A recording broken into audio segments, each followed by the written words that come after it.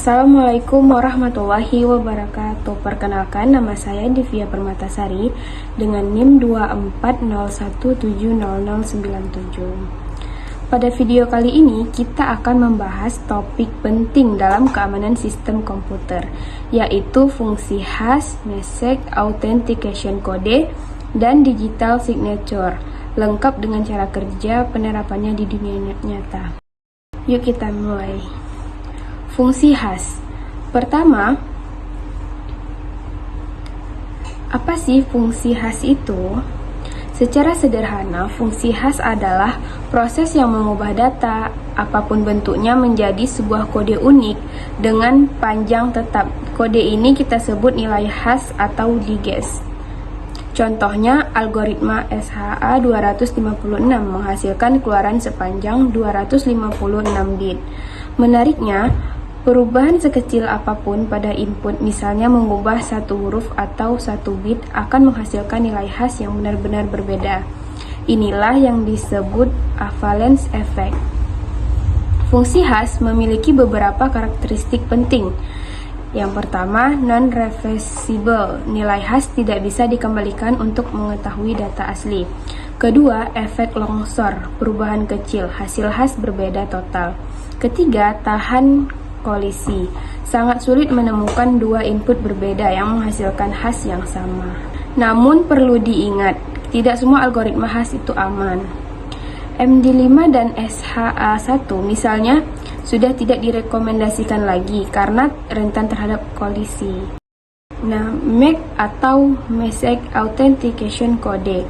Selanjutnya kita masuk ke Message Authentication Code atau MAC, yaitu fungsi hash biasa hanya menjamin integritas data. MAC menambahkan satu lapisan lagi, yaitu autentikasi pengirim. MAC menggunakan kunci rahasia, artinya hanya pihak yang memiliki kunci tersebut yang bisa membuat atau memverifikasi nilai MAC. Salah satu implementasi MAC yang paling terkenal adalah HMAC. Misalnya HMAC sampai SHA-256. HMAC digunakan dalam banyak protokol keamanan internet seperti TLS dan IPsec yang berperan penting dalam menjaga komunikasi data agar tetap aman. Jika dibandingkan, hash itu tidak memakai kunci, hanya memastikan integritas.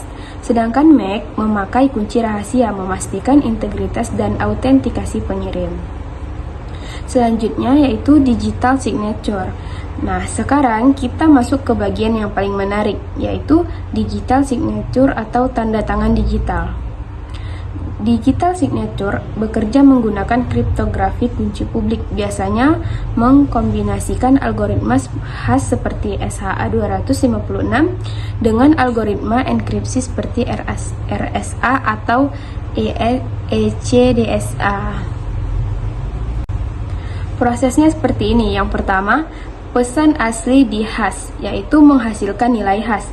Kedua, nilai hash ini kemudian dienkripsi menggunakan kunci privat pengirim, jadilah digital signature. Yang ketiga, penerima menggunakan kunci publik si pengirim untuk memverifikasi tanda tangan tersebut. Mengapa harus ada langkah hashing? Karena hash berukuran kecil lebih cepat diproses. Hash bertindak seperti sidik jari unik. Jika pesan diubah sedikit saja, nilai hash berubah total, sehingga penerima langsung tahu kalau ada manipulasi data. Digital signature memberikan 3 pilar keamanan utama.